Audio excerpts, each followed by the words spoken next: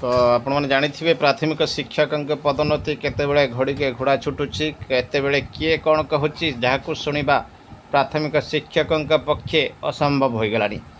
तो यही परिप्रेक्षी में आसी गोटे सुप्रीमकोर्टर जजमेंट तो देखिपारे जुरिडिक्शन रही सिविल अपील जुरिडिक्शन सीए अर्थात देखुए 2014 मसीहार चिठी Amit Singh versus Ravindranath Pandey and others respondent रही जजमेंट आसी। The appeals challenge the judgment and order dated 4th September 2014 passed by the Division Bench of the High Court of Judicature at Allahabad, Lucknow Bench, Lucknow, in special appeal number 625 of 2008 and other connected appeals thereby, while upholding the order passed by the learned single judge, modifying it to the extent that the seniority list shall be prepared by applying the rota system to direct recruits and promotee appointed in one recruitment year. Rota system रे seniority count करने जहाँ कहुला factual background टी देखीदबा। The fact in brief giving rights to the present appeals are as under कौन कौन रही the writ petitioners who are promoted to the post of assistant consolidation officer जो माने असिस्टेंट कंसोलिडेशन ऑफिसर भाव promotion पाई against the recruitment year 1997-98 approached the learned single judge of the High Court claiming that their seniority was above the direct recruits of the same recruitment year. It was the contention of the writ petitioners that SCOs who were directly appointed were erroneously given seniority over the promotees. ସେମାନେ କହିଥିଲେ ଯେହେତୁ promotion ପାଇଥିଲେ 1997-98 ଏବଂ ସେଇଠି ଦୁଇଟି କେଡର ଆସିଛି ଅର୍ଥାତ୍ merge ହେଇଛି जड़े डायरेक्ट रिक्रुटी सहित जेतेबेले प्रमोशन कथा आसीबो प्रमोटी मानकर सेतेबेले सीनियरिटी क्या दिज्व ये केस रे प्रमोटी माने जो माने प्रमोशन पाई से पोस्ट को आसी अर्थात ये रिलेटेड केमिति होछि आपण माने कैडरूल देखिबे एठी रही दुईटी कैटेगरी कैटेगरी 2 एवं कैटेगरी 1। तो कैटेगरी 1 रे जो माने अच्छंती से माने प्रमोशन माध्यम रे ही केवल आसीबे बा मर्ज हेबे कैटेगरी 2 सहित एमाने ही गले डायरेक्ट रिक्रुटी एमाने हेले प्रमोटी। तो निश्चित भाव यह गुरुत्वपूर्ण प्रसंग प्रमोटी माने एठी दाबी करथिले आमे सीनियरिटी रहिबु डायरेक्ट रिक्रुटी सीनियरिटी रही परिबे नहीं। The writ petitioners were initially appointed as consolidators in the consolidation department in various districts. They were promoted to the post of SCOs in various states in the year 1997 The respondent in the writ petitions, that is direct recruits, are directly appointed to the post of SCOs. It is a respondent रही से मैंने direct recruitment pi on the basis of the recommendation of the Uttar Pradesh Subordinate Service Selection Commission and as per the recruitment process under Uttar Pradesh Revenue Consolidation Service Rule 1992. The direct recruits are appointed on 18th August 1997. As such, both of the promotees as well as the direct recruits came in cadre of SCOs. तेणु दुईटी section नु आसी से माने मर्ज होकि गोटे cadre को आसिले किछि रहिले direct recruitment अर्थात ओडिशा रे प्राथमिक शिक्षक category 2 BA BEd BSc BEd आ किछि रहिले प्रमोटी अर्थात कैटेगरी 1 नु जो माने सिटी पछरे एक्वायर करी क्वालिफिकेशन आसीछंती से माने रहिले प्रमोटी। तो निश्चित भाव देखंतु the claim of the writ petitioners was registered by the state as well as by the direct recruits. It was contended on behalf of the state as well as the direct recruits that the seniority has to be assigned on the basis of the year of vacancy. It was submitted that in case of direct recruits, though for an earlier year there existed vacancy for them, they were appointed subsequently and as such they were given seniority in the quota available in the earlier years. The learned single judge of the High Court came to the conclusion that direct recruits were appointed on 18th August 1997, whereas the writ petitioners were promoted on 16th December 1997. The learned single judge found that both of the promotees as well as direct recruits became members of the cadre of SCO in the same recruitment year जेहेतु से member हो गले and therefore in accordance with rule 8 1991 से placed करा जाइछि cyclic order seniority हिसाब रे. It was found that the said exercise was carried out in 2003. However, the same had been abruptly changed through the seniority list dated 29 जुलाई 2005. थरे 2003 जहाँ थिला ताको जुलाई 2005 रे चेंज करा जाइतला recruitment year 1997-98 there were requisite numbers of post available for promotees and as such as the action state is in denying the seniority to the promotee was not sustainable. The learned single judge therefore allowed the writ petition and quashed the set aside the impugned seniority list dated 29 July 2005. Single जज भूल क्रमे ताहाको set aside करथिले. Being aggrieved direct recruit माने आसीथिले appeal करिया पय division bench रे एवं से इलाहाबाद रे से माने करिथिले. The learned judge division bench of the High Court had impugned judgment on order 4 September 2014 रे फाइंडिंग्स आनिथिले जोटा सिंगल जज देथिले किंतु मॉडिफाई करथिले same to the extent that state shall apply rota system to direct recruits and promotees appointed on recruitment year. Being aggrieved thereby, the appellant direct recruit has approached this court अर्थात supreme court को आसी. We have learned Mr. S.R. Singh, learned senior counsel appearing on behalf of the appellant, and Mr. Pradeep Kant, learned senior counsel, Mr. Rakesh K. Sharma समस्त को सुनिला परे submit करिथिले. Direct recruits were appointed as SEO 18 अगस्त 1997 promotee माने 16 डिसेंबर आसीथिले. It is therefore submitted that the promotees had not even entered in the cadre of SEOs when the appellant was appointed. जो माने वर्तमान प्रमोटी हिसाब रे कथा कहउचंती जेते बेले डायरेक्ट रिक्रुटी से कैडर एंट्री करिथिले ए माने सेते बेले पोजीशन को ही आसी नथिले. Prior to the date on which the promotees were promoted to 2005 seniority list rightly placed the direct recruitee above the promotees. It is submitted that learned single judge as well as the division bench High Court have grossly erred setting aside the set seniority list. एवं आउरी किछ कहिथिले जे overriding effect रे rule 8 1991 को से माने नजरअंदाज करिथिले एवं 1991 rule ले no application to the fact of the present case. It is submitted that finding of the learned single जज of the division bench selection जदि वन रिक्रुटमेंट सिलेक्शन ईयर होता है rota rules will apply is without any basis. तो ता रोटा system एठी कार्यकारी हेबो नाही. मिस्टर सिंह कहिथिले आउरी जोटा कि division high court division bench रो गोटे केस को से उदाहरण देथिले. एवं mister Pradeep Kant learned senior counsel on the contrary submits that the learned single जज as well as the division bench of the high court have high rightly held that since both of the promotees as well as the direct recruits have entered the cadre of SEOs in the same recruitment year, no interference would be warranted with the impugned order. तो से गुडी को सुनिला परे consideration आसीतला कोन ना considering rival submission of the parties it will be opposite to refer to the relevant rules.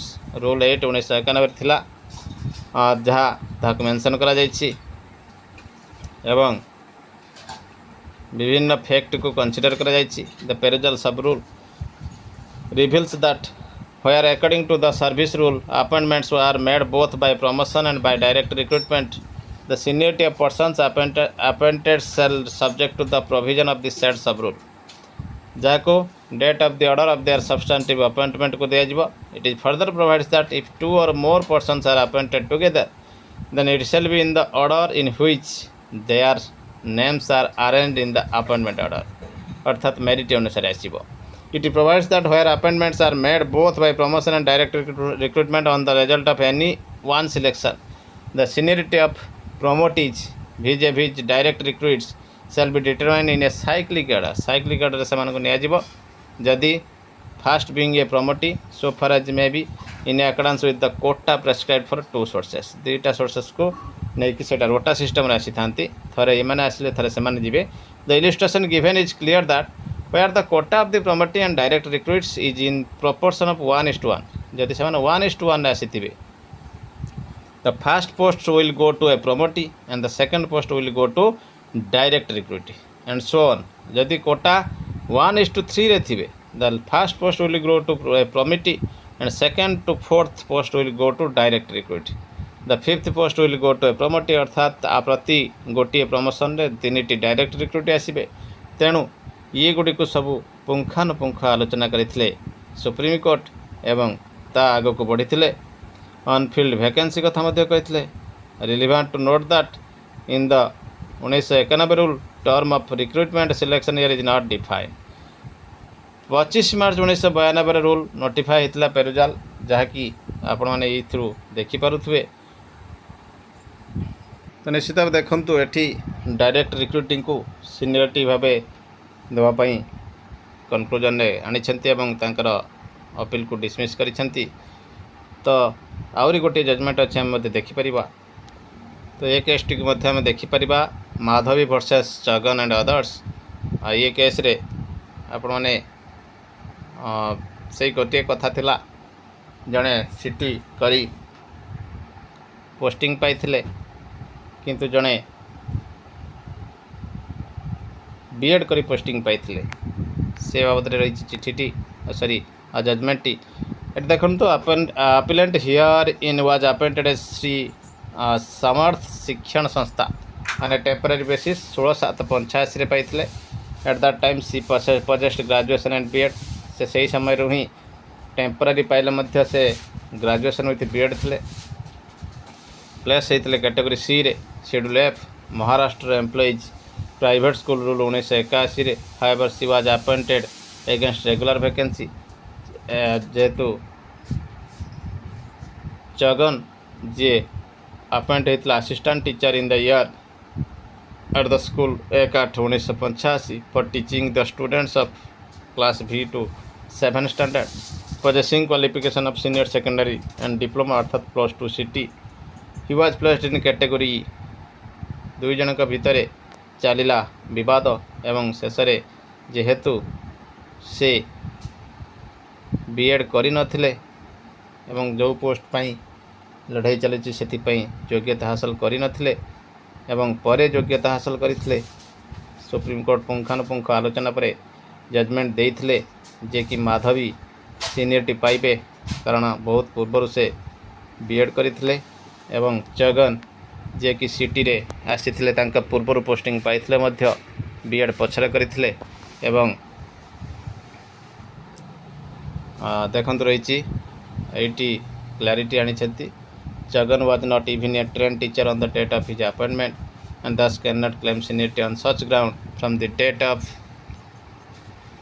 his initial appointment. Thus we find that judgment of the High Court in review cannot be sustained in law and the same is hence set aside. तो निश्चित भाव ये प्रसंग को मध्य अणदेखा कर जाई परिबो नाही. पुणी थरे विवाद को पशि जाउछंती प्राथमिक शिक्षक पदोन्नति प्रक्रिया. ओटीटी विवाद पर सुप्रीम कोर्टर ऑर्डर आसला परे एबे सीनियरिटीर विवाद जहाँकि पुणी थे क्लारिटी आने वर्ष वर्ष लगे. देखा परवर्ती अपडेट. आरईटी मानकर सीनियरिटी पुनर्बार निर्धारण करा जिवो. टीटी आधार रे हेबो निष्पत्ति. सुप्रीम कोर्ट का निर्देश. श्रीनगर रही खबर. जम्मू काश्मीर रे रहबर ई तालीम शिक्षक मानकर सीनियरिटी से नियुक्तिर 3 वर्ष मध्य अनुष्ठित शिक्षक योग्यता परीक्षा आधार रे स्थिर करा जिवो बोली सुप्रीम कोर्ट निर्देश देइछंती. Jammu Kashmir high court division bench का राय को किसी मात्रा संशोधन करी आरईटी योजना बंद करने को कोर्ट कायम रखा सह सर्वोच्च अदालत स्पष्ट कर आरईटी योजना बातिल एवं प्रत्याहार पर 16/11/2018 तारीखरे योजना बंद संपर्कित सरकारी आदेश तालिकार स्थान पाई प्रार्थी मान अधिकार को पिछला भाव क्षति पहुँचाइब नहीं. 2023 मसीह हाईकोर्ट केतेक शर्त सह आरईटी योजना बंद करने को सरकार निष्पत्ति को कायम रखिथिले.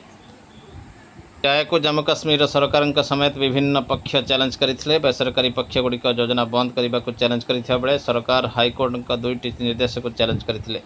हाईकोर्ट प्रथम निर्देश था विवादीय सरकारी आदेश कोर्ट द्वारा पारित होता कि पारित होगा से राय गुड़िक प्रभावित कर जो कौन प्रार्थी चयन प्रक्रिया नियुक्ति योग्य विवेचित होती जहाँ कोर्टर विचाराधीन थिला द्वितीय निर्देश थिला जेउठारे चयन पैनल अनुमोदित हो सारी और यह कार्यानुष्ठान ग्रहण कर पूर्व असंतुष्ट पक्ष कोर्टों द्वारा आश्रय नहीं से सरकारी आदेश द्वारा प्रभावित हेबे नहीं कारण कोर्टे मामला नथिले विवादीय सरकारी आदेश जारी होगा पूर्व अनुमोदित पैनल अनुजाई कार्य करा एवं मनोनीत प्रार्थी मान सपक्ष में आनुष्ठानिक नियुक्ति पत्र जारी करा सारी था। सुप्रीमकोर्ट हाइकोर्ट राय को किसी मात्रा संशोधन करने सह निर्देश देते संपृक्त चयन तालिकार स्थान पाई प्रार्थी मान खाली पदवी को दृष्टि रखी से योग्यता क्रमे नियुक्ति पत्र जारी करा जस्टिस जेके माहेश्वरी और जस्टिस अतुल एस चंद्रकर नहीं गठित सुप्रीमकोर्ट एक डिविजन बेंच कहते राज्य सरकार चयन पैनल प्रार्थी 8 सप्ताह मध्य आनुष्ठानिक नियुक्ति पत्र जारी करेंगे। बेंच आहरी कहते आरईटी योजना अधीन चयन पैनल नियुक्त प्रार्थी मानक नियुक्ति तारीख 3 वर्ष और 3टी सुजोग मध्य एनसीटी नियमावली अनुजाई स्थिर होता सर्वनिम्न योग्यता हासिल करने को जो टीटी पास करने अंतर्भुक्त यह संपर्क में सरकार को प्रतिवर्ष टीटी परीक्षा आयोजन करने को निर्देश दी जाएगी। निर्धारित समय सीमा मध्य सफलतार सह सर्वनिम्न योग्यता हासिल करने और टीटी पास करने से नियुक्ति पाई कर्मचारी सेवा को तापर 2 वर्ष सेवा संपूर्ण भाव नियमित कर राय कहुई। समान स्थिति में प्रार्थी मान प्रযোज्य हो जो मैंने 23/8/2010 पर आरईटी योजना अधीन चयन पैनल नियुक्ति पाई सारी तेज से नियुक्त प्रार्थी मान 3 वर्ष मध्य निर्धारित योग्यता हासिल करने को राय कहुई।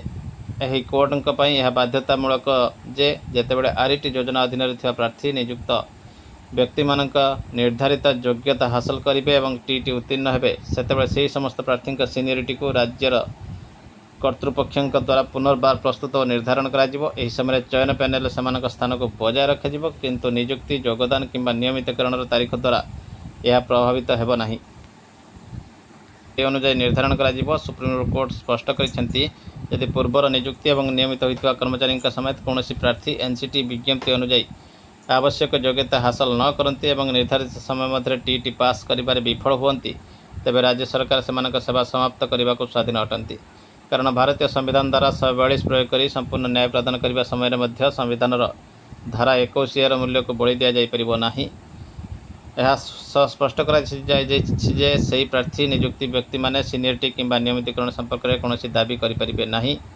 बेंच आहरी कहते यही समस्त निर्देश से समस्त प्रार्थी प्रযোज्य हो जो मैंने जेकोसी कोर्टे मामला लड़ुंट यही मामला गुड़िक यही राय प्रकाश पाइबा तारीख पूर्व दायर कर स्पष्ट कर जो प्रार्थी मैंने एपर्यंत कौन कोर्टे मामला दायर करना से निर्देश आधार में कौन नूतन मामला करें ना कि कौन कोर्टरू अधिक निर्देश पाइबा को हकदार हेबे नहीं। तो निश्चित भाव देखूँ ये रही बड़ अपडेट देखा परवर्ती अपडेट।